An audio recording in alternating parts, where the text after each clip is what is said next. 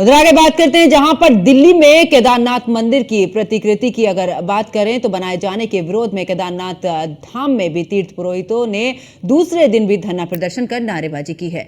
और इस मामले में कोई भी कार्रवाई नहीं होने पर तीर्थ पुरोहित समाज के साथ ही चारधाम महापंचायत ने आंदोलन को तेज करने की चेतावनी भी यहां पर दे दी है।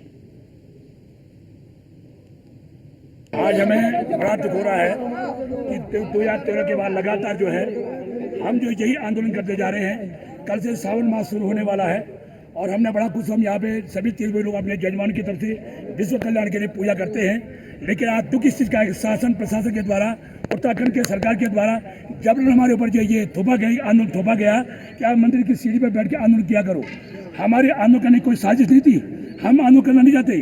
ब्राह्मण का काम है तीर्थ में पूजा पाठ करना, वेदों का अध्ययन करना, जजमान को आशीर्वाद, ये जो है ब्राह्मण का कर्तव्य है और शायद सदियों से ये परंपरा रही है। केदार धाम दिल्ली ट्रस्ट द्वारा जो मंदिर दिल्ली में बनाया जा रहा है और गैर कानूनी रूप से भगवान केदारनाथ का वही स्वरूप और वही लिंग की स्थापना जो उन ट्रस्टियों द्वारा की जा रही है वो एकदम वैधानिक नहीं है।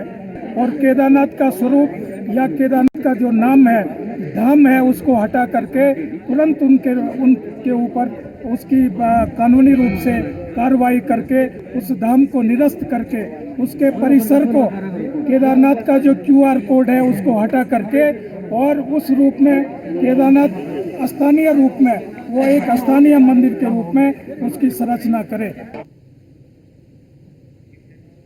और ज्यादा जानकारी के लिए हमारे ब्यूरो चीफ सुदीप जैन हमारे साथ में लगातार बने हुए हैं। सुदीप, अगर क्योंकि केदारनाथ की अगर बात करें, दिल्ली में केदारनाथ मंदिर निर्माण को लेकर काफी आक्रोश यहां पर नजर आ रहा है पुरोहितों में, आखिरकार क्या जानकारी इसको लेकर?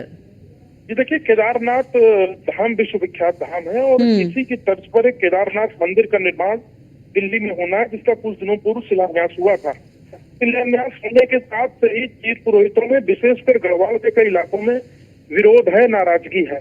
कल हालांकि जो संचालक हैं, जो इसके आयोजक थे, उन्होंने अपना सफाई भी दी, पक्ष भी रखा, परंतु कल ही एक और नया तथ्य सामने आया है कि जिस QR कोड के माध्यम से केदारनाथ मंदिर के निर्माण के लिए जो पैसा मांगा जा रहा है या कहें दान मांगा जा रहा है, वो कोड केदारनाथ धाम का है। इससे और भी स्थिति विकट हुई है। और क्योंकि आप केदारनाथ धाम नहीं बना रहे हैं, आप केदारनाथ मंदिर बना रहे हैं। कल इस पूरे प्रकरण की गंभीरता को देखते हुए मुख्यमंत्री ने सीधे BKTC को कह दिया है, BKTC के चीफ जो है, अध्यक्ष जो है अजेंद्र अजय को, तो इस प्रकरण को बहुत गंभीरता से लें और वहां के धाम और मंदिर के बीच कोऑर्डिनेट करें। मुख्यमंत्री ने स्पष्ट कहा कि केदारनाथ धाम की आस्था और उसके विश्वास को कोई नहीं डिगा सकता। उसकी जो मान्यता है वो सर्वमान्य है। उसके नाम से भी कहीं मंदिर बन रहा है, यदि कोई आस्था, किसी की आस्था है या कोई भक्तगण ऐसा चाहते हैं तो उसमें किसी को ऐतराज नहीं होना चाहिए। लेकिन केदारनाथ धाम के नाम को लेकर इसको प्रमोट किया जा रहा है तो वो उचित नहीं है।